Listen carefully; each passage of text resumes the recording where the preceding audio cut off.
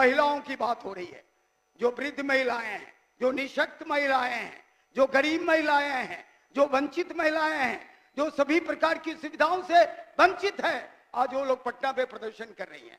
आशा के कार्यकर्ता हो, रसोईया हो, जीविका दीदी हो, आंगनबाड़ी सेविका सहायिका हो, उसकी क्या स्थिति है? किसी से छिपी हुई क्या? इसलिए मैं मानता हूं रसोईया की क्या स्थिति है, जीविका दीदी की क्या स्थिति है, आज सारे लोग पटना में आए हुए हैं। लेकिन मुख्यमंत्री जी का एक बहुत महत्वाकांक्षी प्रोग्राम चल रहा है, महिला संवाद कार्यक्रम, जिस पर 225 करोड़ रुपए खर्च किए जाएंगे। जरा मुझको बता दीजिए कि 225 करोड़ खर्च करने का ये तो बिल्कुल राजनीतिक और चुनावी यात्रा है। इसका महिलाओं के कल्याण से, महिलाओं के विकास से कोई लेना देना नहीं है। महिलाओं की स्थिति जानना शेष रह गया है क्या? सारे अध्ययन बता रहे हैं कि सबसे दबी कुचली महिलाएं हैं, सबसे निचले पायदान पर महिलाएं खड़ी हैं। उसके अध्ययन के लिए और कोई यात्रा की जरूरत नहीं है।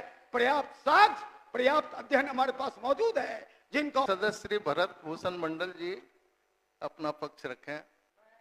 समाज कल्याण विभाग द्वारा मांगे गए अनुपूरक बजट के कटौती के विरुद्ध में बोलने के लिए खड़ा हुआ हूं। ये बात बिल्कुल सच है कि बिहार, जो अभी सर्वे आया, बिहार में सर्वे हुआ, सामाजिक आर्थिक सर्वे भी हुआ, और उस सर्वे के रिपोर्ट क्या बताते हैं?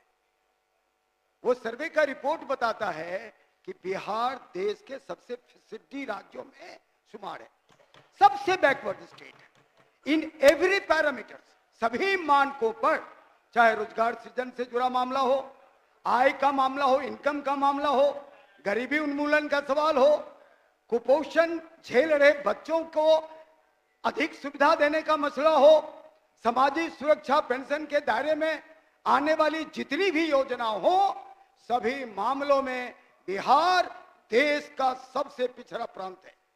ये क्या बताता भाई? समाज कल्याण के बारे में बहुत बातें बढ़ चढ़ करके हो रही है, और बजट आवंटन की बात हो रही है, बजट बढ़ाने की बात हो रही है। अगर जिस प्रकार के बजटीय व्यवस्था की गई है, जिसका हम बहुत डंका पीट रहे हैं कि बहुत बड़ा बजट का आकार हो गया, 2,82 करोड़ का, आप बताइए कि बिहार की स्थिति कहां खड़ी है? बिहार कहां खड़ा है? वास्तविक स्थिति यह है कि जो भी आकार बजट का हो और जो लाभुक तक पहुंचने वाला जो मशीनरी है, वो पूरी तरह बिहार में फेल है। सुशासन का डंका पीटा जा रहा है, लेकिन मैं तो बात कर रहा हूं कि पूरी तरह से बिहार में कुशासन का साम्राज्य बना हुआ है। एक भी पैसा, जिस योजना को भी आप उठा के लें, राशन की बात लें, बहुत पॉपुलर योजना हो रही है, बड़ी बड़ी बातें राशन के बारे में हो रही है। सच क्या है? सभी माननीय सदस्य जानते हैं कि 5 किलो राशन की व्यवस्था है, लेकिन मिल रहा है केवल 4 किलो। ये कौन नहीं जानता भाई? क्या सुशासन आप चला रहे हैं? आप आवास योजना की बात ले लें, क्या हो रहा है? सारा बिचौलिया पैसा वसूल रहा है। जिस भी योजना का भी आप जिक्र करें, मृत्यु से लेकर के, जन्म से लेकर मृत्यु तक, उन सभी योजनाओं में भारी भ्रष्टाचार व्याप्त, लेकिन बातें सुशासन की हो रही है। इसीलिए मित्रों कहना चाहते हैं कि एक बात बिल्कुल समझ लीजिए, ये ईमानदारी से बात रखने की जगह है। पूरा बिहार सदन की कार्यवाहियों को लाइव देख रहा है, और हम लोग इस बात के लिए चिंतित हैं कि बिहार की सरकार गहरी नींद में सोई हुई है। अधिकारियों का राज चल रहा है, लोक राज कहीं दिख नहीं रहा है। अधिकारियों का, तंत्र पर अधिकारियों का कब्जा हो गया है, और लोग उसके बीच से गायब हो गए।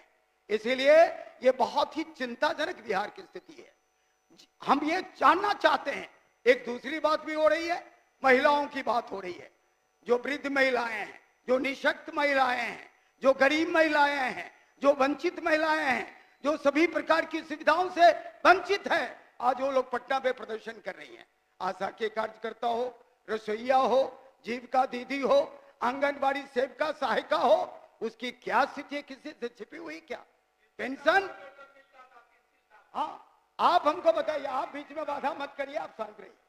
मेरा यह कहना है 400 रुपया पेंशन एक गरीब लोगों को दिया जाता है, वृद्ध लोगों को, ये कौन सा इसका औचित्य भाई?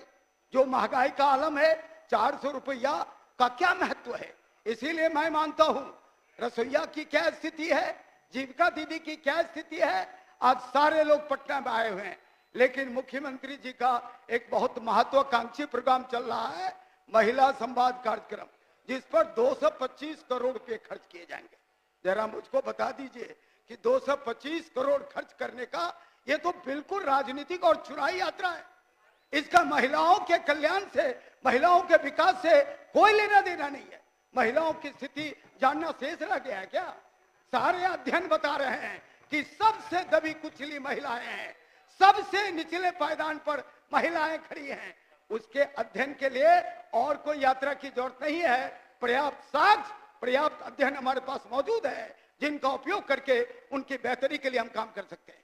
इसीलिए मैं साफ साफ शब्दों में बताना चाहता हूं कि ये जो सूरत हाल बिहार का है, ये बहुत ही खराब स्थिति है। और भारतीय जनता पार्टी के नेतृत्व द्वारा जो हुकूमत होगा, वो तो पूरे देश में विख्यात है कि वो गरीबों को दोनों हाथ से लूट रहा है और अडानी अंबानी की झोली भर रहा है। ये कौन नहीं जानता है? कहां गया अडानी अंबानी की संपत्ति और कहां बिहार का सबसे निचले पायदान पर खड़ा व्यक्ति है? आय में जो असमानता है, एक अडानी की संपत्ति को लीजिए और 80 करोड़ लोगों की दौलत को लीजिए, वो एक तरफ है। ये हुकूमत चला जा रहा है, इसको सुशासन कहते हैं क्या? इसीलिए मैं कहना चाहता हूं कि बिहार सरकार समझे, बजटीय प्रावधान करने से किसी को एतराज नहीं है, लेकिन बजट का पैसा जिनके लिए बना है उनके हक में खर्चा हो, और उस बीच में जो माल लुटाया जा रहा है अधिकारियों के जेब में, उस पर रोक लगाए, तभी बिहार के तरक्की और विकास होगा। अन्यथा बिहार जहां पहले खड़ा था वहीं खड़ा रहेगा, बल्कि उससे पीछे जा रहा है।